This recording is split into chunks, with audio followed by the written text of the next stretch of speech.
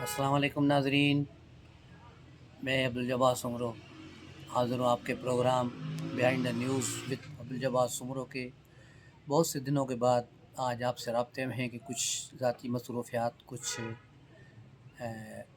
गिलगित बल्तिस्तान का सफ़र, कहाँ नेटवर्क है कहीं नहीं है, तो यहाँ जैसे नेटवर्क का मिला है तो आज आपसे मुखातिब हैं।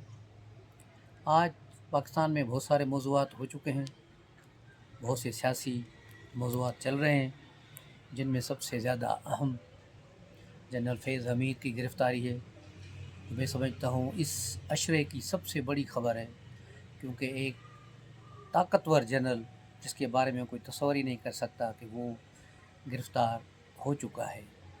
ये शख्स पूरे सिस्टम को अपने कंट्रोल में लिए हुए था। पूरे एक साल से देख रहे थे कि इमरान खान को कहाँ कहाँ से सपोर्ट मिल रही थी, उन सब के पीछे इस शख्स का हाथ था।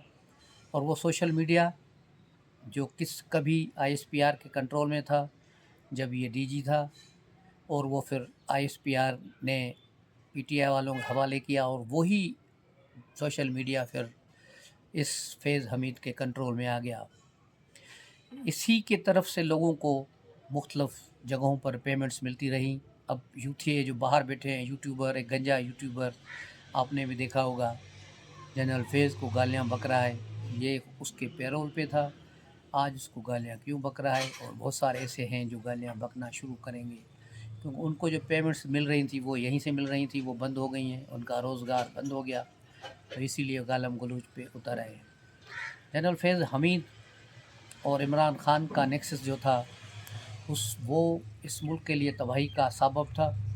जनरल फैज़ ने न सिर्फ बाहर सेटिंग की हुई थी, बल्कि फ़ौज के अंदर भी उसकी सेटिंग की हुई थी, और बहुत सारे लोग इसके लिए काम कर रहे थे, इसको ओबलाइज कर रहे थे वक्तन बवक्तन, जिसकी वजह से बहुत सी चीज़ें एक्टिव नहीं हो पा रही थी। आर्मी चीफ़ की वो चीज़ें इम्प्लीमेंट नहीं हो पा रही थी। हम खुद परेशान थे कि ऐसी क्या मजबूरी है कि इतना सामने वाली चीज़ नज़र आ रही है, उसके बावजूद भी ये चीज़ें नहीं हो रही। और ये काले भौंड जो बने फिर रहे थे, इनके पीछे कौन है? ये क्यों इतने तिलमिलाकर उठे हैं और बड़ी गैरती बन गए हैं और बड़े फ़ैसले देने शुरू हो गए हैं?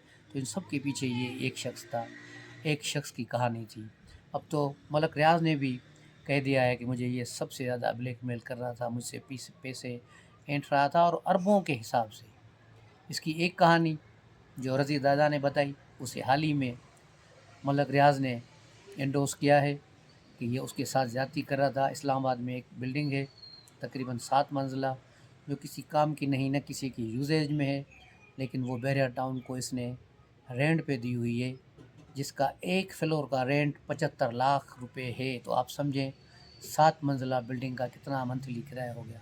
ऐसे बहुत सारे प्रोजेक्ट हैं जो इसके थे, और ये मलक रियाज जैसे लोगों को लूटना शुरू कर दिया था और उनको निचोड़ रहा था। एक शहजाद अकबर और एक ये जनरल फैज़ हमीद, इसने बहुत बड़ा निचोड़ा है बहरिया के मालिक को। अभी बहुत सी चीज़ें खुलेंगी आपके सामने आएंगी। जनरल फैज़ को कहाँ से गिरफ़्तार किया गया, कैसे गिरफ़्तार हुआ, इसकी खबरें कैसे निकली, तो ये जब जेल सुपरिटेंडेंट, जिसे 2 महीने पहले गिरफ़्तार किया गया था, रावलपिंडी के डिप्टी जेल सुपरिटेंडेंट जो इमरान खान का सहूलतकार था, इमरान खान को वो मोबाइल फ़ोन मुहैया करता था, जिसमें इमरान खान के 3 यूरोपीय यूनियन के मुल्कों के नंबरों के व्हाट्सएप नंबर बने हुए थे, जिनसे न सिर्फ वो पाकिस्तान में बल्कि पाकिस्तान के बाहर भी जमायमा के भाई, जमायमा गोल्ड और ये यहूदी लाबी और इन सब से ये मिला हुआ था। हम खुद सोच रहे थे कि फ़ाइनेंशियल टाइम जैसा इदारा इमरान खान के वकीला के कहने पर कि ये इमरान खान ने कहा है, किस तरह एक मज़मून छाप सकते हैं। लेकिन फ़ाइनेंशियल टाइम को जब पाकिस्तान की हुकूमत ने, वज़ीर दाखिला ने ललकारा था, तो वहाँ से जवाब आया था कि हमारे पास मुकम्मल प्रूफ है, आप भले किसी कोर्ट में चले जाएँ। लेकिन अब वो चीज़ खुल के सामने आ गई कि इमरान खान ने बराह रास्त फ़ाइनेंशियल टाइम्स को इंटरव्यू दिए और दीगर इदारों को बराह रास्त इसने इंटरव्यू दिए, और उसी व्हाट्सएप नंबर से उसका सहूलतकार ये सब जेलर था जिसे गिरफ़्तार किया गया। तो ये एक चेन ऑफ कमांड टूट गई, और जनरल फैज़ के बयानात और पैगामात भी ये इमरान खान तक ला रहा था और इमरान खान बराह रास्त जनरल फैज़ से गुफ्तगू था और जनरल फैज़ का बयानिया ये चला रहे थे। अब पीटीआई का बयानिया भी पिट गया और इनकी सोशल मीडिया टीम भी तितर-बितर हो गई, क्योंकि वो उनको सबको जो चलाने वाला गॉडफादर था वो रास्ते से हट चुका है। तो जनरल फैज़ ने जब देखा कि अब राब्ता नहीं हो पा रहा है तो फिर इसने रऊफ़ हसन को पकड़ा और मुख्तलिफ़ नंबरों से रऊफ़ हसन को मैसेजेस किए कि मुझे इमरान खान से ये मैसेज पहुंचाना है, मुझे इमरान खान से बात कराओ, ये कराओ। ये सारी चीज़ें रऊफ़ हसन की गिरफ़्तारी के बाद खुली है। एक रऊफ़ हसन पकड़ा गया, एक दीगर इनका अहम पीटीआई का जो सोशल मीडिया का एक्टिविस्ट था और यहाँ कंट्रोल कर रहा था वो पकड़ा गया। और आपने देखा है कि एक छिपकली नमा लड़की पकड़ी गई थी जो किसी मेडिकल कंपनी में काम करती है, नाम नेहाद ताकत की जो दवाइयाँ बनाते हैं, फेक दवाइयाँ चलाते हैं पूरे मुल्क में, वो उसमें काम करती थी। उस आड़ में ये पीटीआई की पाकिस्तान की फेसबुक की हेड थी और उसको चला रही थी और 11 लाख अकाउंटों को हैंडल कर रही थी। इसके सिलसिले में इन सारी चीज़ों को उठा लिया गया और सारी चीज़ों को चेक कर लिया गया। रऊफ़ हसन के मोबाइल, इस लड़की की मोबाइल, इनके लैपटॉप्स और पीटीआई के दफ्तर पे जो छापा लगा इस्लामाबाद में, तो वहाँ से भी बहुत सारी चीज़ें निकली। और वहाँ से सबसे पहले फैज़ हमीद का नेटवर्क पकड़ा गया। फैज़ हमीद इसके पीछे क्या क्या है और इनकी किस किस की लिंक्स फैज़ हमीद के साथ है। उसके बाद फिर जनरल फैज़ हमीद के 52 के करीब अफराद हिरासत में लिए गए हैं, जो रिटायर्ड ब्रिगेडियर, रिटायर्ड कर्नल और दीगर लोग हैं। और बाखबर ज़रा यही खबर दे रहे हैं कि एक दो हाजिर भी हैं, लेकिन अभी उसकी तस्दीक नहीं हो पा रही। तो ये था जनरल फैज़ का कहानी। इसे माल रोड से पकड़ा गया, माल रोड से इसे हिरासत में ले गया। जब ये इंक्वायरी कमीशन में पेश हुआ, इंक्वायरी कमीशन से जब ये बाहर निकला है वहाँ से सदर और माल रोड के रास्ते पे आया तो इसे हिरासत में ले लिया गया। इसने पहले थोड़ी बहुत मुज़ाहमत की, लेकिन फिर इसे उठाकर गाड़ी में डाल दिया गया और इसे करीबी मेस में रखा गया 2 दिन। इसके पास फ़ोन मौजूद था और ये फ़ोन से एक ब्रिगेडियर को कॉल करते रहे हाजिर सर्विस को अपने लिए कि मुझे सहूलतें दो, मुझे छुड़ाओ, ये करो। और वो फ़ोन कॉल दूसरे दिन इसकी मोबाइल से छीनी गई, तो वो पता चला कि वो ब्रिगेडियर कौन है। बाखबर ज़राए ने कहा है कि और सईद चौधरी की भी खबर है कि उस ब्रिगेडियर को भी हिरासत में ले लिया गया है।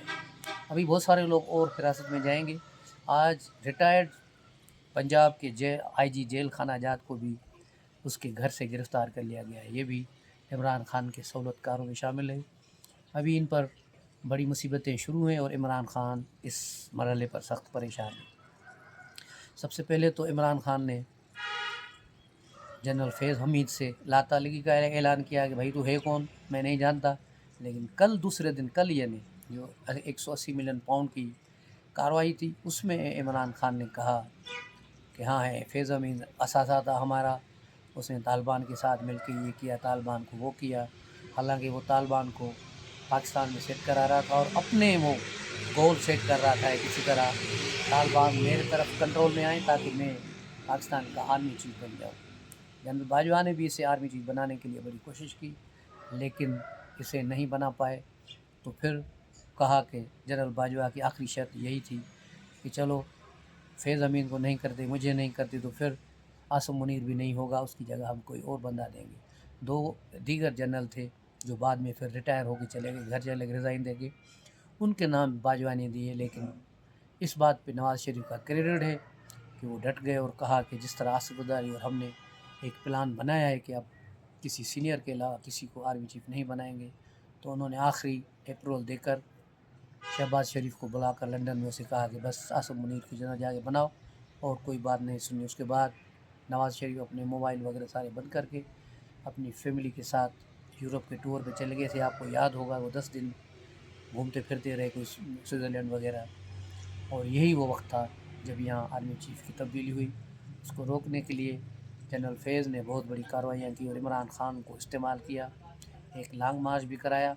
और उस ज़माने में भी हम कहते थे कि अरशद शरीफ के कत्ल के पीछे भी अगर कभी कहानी खुली तो फिर आपको जनरल फैज़ और इमरान खान ही नज़र आएंगे।